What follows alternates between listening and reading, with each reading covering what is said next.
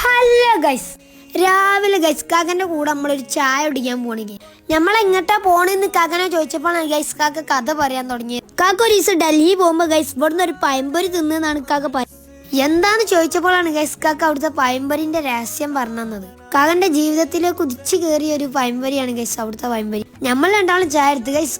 കാക്കന്റെ ഉണ്ട് ചായന്റെ വ്യത്യാസം നോക്കി ഗൈസ്. ഞാൻ ഈമാനിയായി ഗൈസ്, അതിനോണ്ടാണ് ഗൈസ് വെള്ളച്ചായ കുടിക്കുന്നത്. വെറുതെ പറഞ്ഞാട്ടോ, എനിക്ക് വെള്ളച്ചായ ഇഷ്ടമായിട്ടാ. വെള്ളച്ചായ ഇഷ്ടമുള്ള ഒരു കമന്റ് അറിയിക്കുക ഗൈസ്. എനിക്ക് ഏതായാലും നല്ല ഇഷ്ടമായി ഗൈസ് വെള്ളം. അങ്ങനെ അവിടുന്ന് ചായ കുടിച്ച് നമ്മൾ നേരെ പുറത്തേക്ക് വന്നു ഗൈസ്.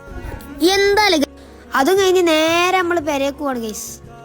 എന്നാലും എന്റെ ഇഷ്ടം നോക്കി ഗൈസ്, മണ്ണുറോളം ഉള്ളവൻ പുല്ലിപ്പറപ്പ് പോയി കുടിക്കാന്ന് പറയുമ്പോ അത് കഴിഞ്ഞ് നമ്മൾ വീട്ടിലെത്തിയപ്പോഴാണ് ഗൈസ് ഉമ്മ പറഞ്ഞ സാധനങ്ങളൊക്കെ വാങ്ങണേ. നീ എന്താലേ പൊലമ്മൂഞ്ചല്.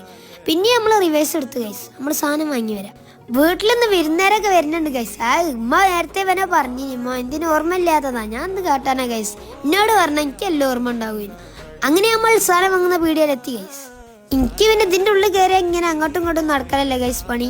അമ്മക്ക് അങ്ങനെ തന്നെ പണിക്കാണ്. നിങ്ങൾക്ക് കാണിച്ചാൽ ഇതാണ് എന്റെ നടത്തം. സ്റ്റാഫുകൾ ചോദിച്ചാൽ പറയും അവിടുന്ന് സാധനം വാങ്ങാൻ, ഇവിടുന്ന് സാധനം വാങ്ങാൻ, ഇതൊക്കെ വാങ്ങാനെന്ന് പറയും. പക്ഷെ ഒന്നും എന്തായാലും നമുക്ക് സാധനങ്ങളൊന്നും ഏതായാലും എടുക്കാനില്ലല്ലോ. ഇനി പിന്നെന്താ തേരാപേര നടന്നാല് ഓനൊക്കെ എടുത്ത് ഇവിടുത്തെ സാധനങ്ങളൊക്കെ നോക്കി ഒന്നെടുത്ത് പിന്നെ നാളെ വെച്ച് ഒന്നെടുത്ത് അങ്ങനൊക്കെ ഇങ്ങനെ അങ്ങോട്ട് നടക്കുക ഗൈസ്.